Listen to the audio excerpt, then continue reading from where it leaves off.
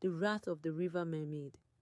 In the heart of Nigeria, there was a village called Aja, a place surrounded by thick forests and fed by the great river Omo.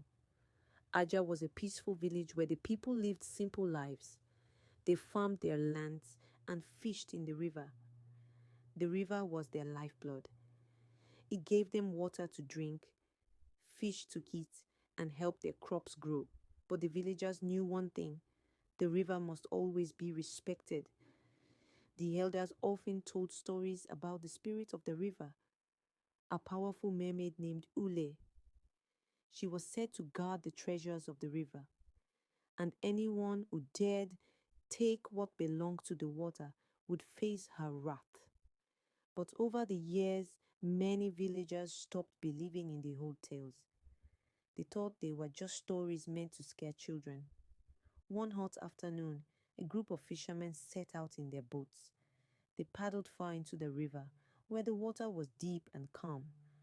Suddenly, their nets became heavy, heavier than ever before. They pulled and pulled until finally they dragged it into the boat. But instead of fish, they found something strange. It was a golden comb, large and shining, with jewels that sparkled like stars. The fishermen stared in amazement. They had never seen anything so beautiful. "We must take this to the chief," one of them said excitedly. When they returned to the village, the people gathered around. The chief, Baba Okon, held the golden comb up for everyone to see. "This is a gift from the gods," he declared. "It is a sign that Aja is blessed."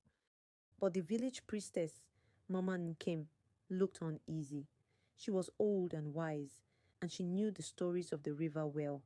"This is no gift," she said softly. "This belongs to the river. We must return it, or the river spirit will be angry." Baba Okon laughed. "Nonsense! The gods have favored us. We will keep it." And so they did. But that night, strange things began to happen. The wind howled through the village, shaking the trees. The river roared louder than ever before. By morning, the farmlands were flooded, and the fishermen returned empty-handed. The fish had disappeared from the river. The villagers grew worried. They whispered about the old stories of the mermaid, but Baba Okon still refused to listen. Then the attacks began. One by one, the fishermen who went to the river vanished. Their boats would float back empty, broken and covered in strange marks. Some nights, the villagers would hear eerie singing from the river, a voice both beautiful and terrifying.